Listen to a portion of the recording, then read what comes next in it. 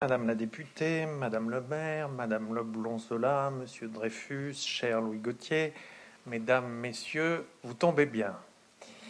Je réfléchissais ces jours-ci à Zola et autant réfléchir en votre compagnie, une bonne compagnie, puisqu'elle est acquise. Je crois qu'on ne peut avoir de bonnes conversations que si on est d'accord. Quand on n'est pas d'accord, on se crispe sur des opinions de départ et la conversation dégénère en débat. On patine et on rugit comme une voiture coincée dans une ornière sans jamais en sortir. De même, je crois que l'on discourt mieux si l'assistance est bien disposée. Sans cela, on cherche à convaincre, on perd du temps, et je reviendrai tout à l'heure, si vous le voulez bien, sur l'idée de conviction. Les idées politiques de Zola sont bien connues, à juste titre. Elles ont contribué à faire de la France contemporaine ce qu'elle est.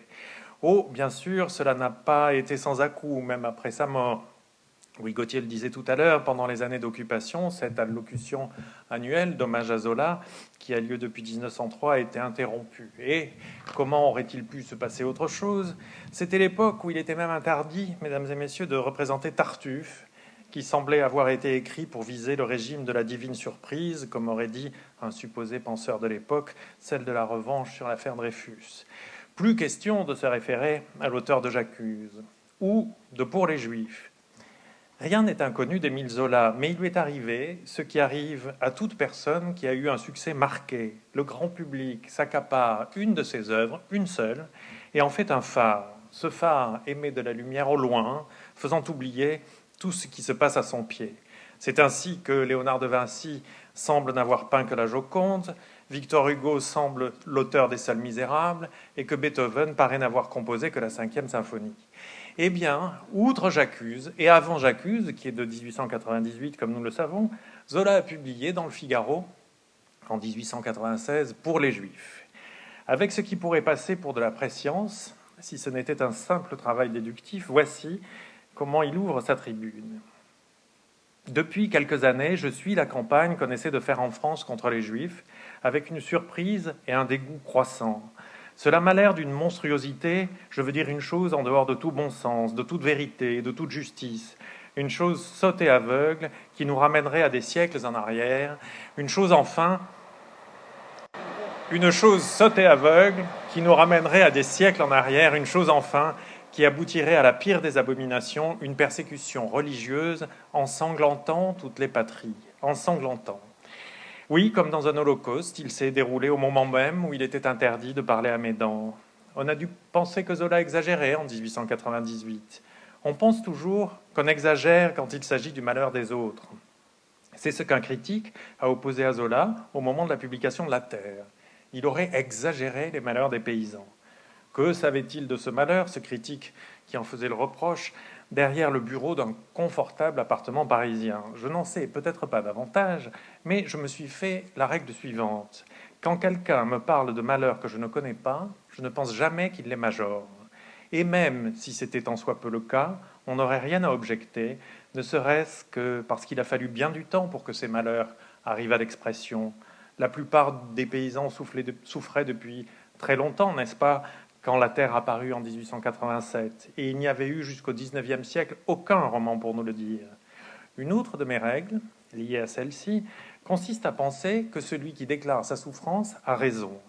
Quand un juif nous dit « c'est antisémite », c'est antisémite. Quand un gay nous dit « c'est homophobe », c'est homophobe. On a toujours taxé Zola d'exagération. Tenez, Paubouille, en 1882. Un autre critique lui avait reproché de faire une caricature de la bourgeoisie. Cela m'est arrivé pour un de mes romans et j'ai trouvé cela très bon signe. Quand on vous accuse d'avoir caricaturé, c'est que vous avez mis en lumière quelque chose qui voulait continuer à agir en restant à l'ombre.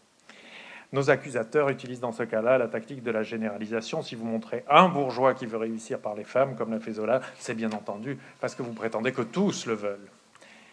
Marchons, si vous le voulez bien, reculons jusqu'au début de Zola. En 1871, il avait été convoqué par le procureur de la République qui lui avait conseillé d'interrompre la publication de La Curée en feuilleton.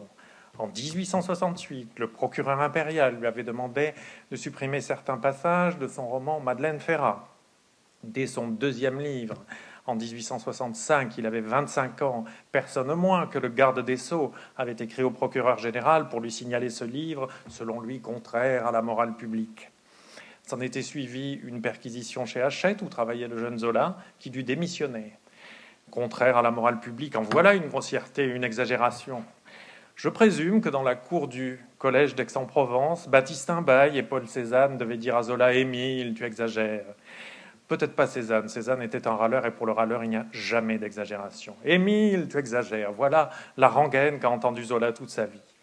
Sainte fut l'exagération d'Émile Zola, car elle provenait du sens de la justice. Et loin de le freiner en rien, le harcèlement qu'il a subi l'a aiguillonné.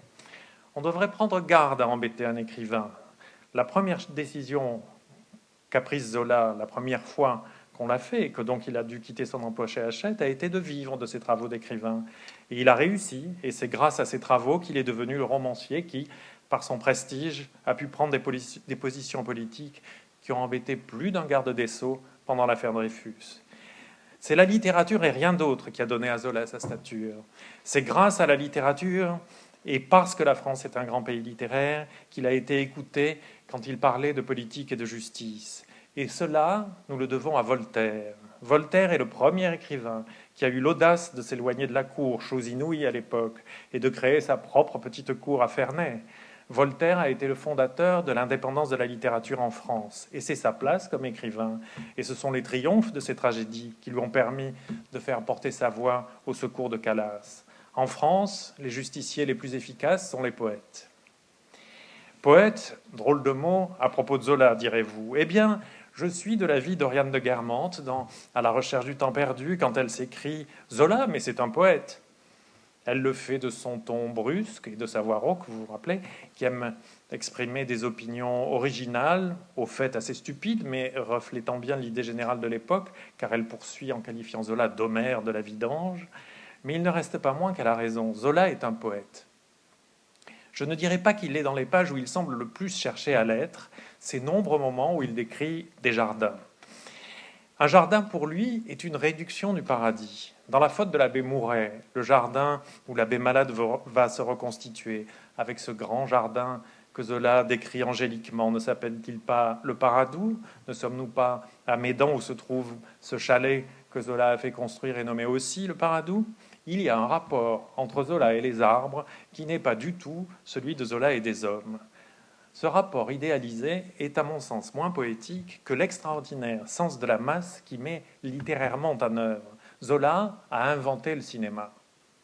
Personne ne fait comme lui des plans larges contenant une foule de gens ou de choses, comme dans La Conquête de Plassans ou au début du Ventre de Paris, avec tout le convoi des carrioles de maraîchers qui arrivent à Paris. Ce n'est pas dans les mots, c'est dans le maniement d'ensemble des phrases que Zola manifeste une finesse qu'on lui reconnaît rarement. Zola est un écrivain de paragraphes.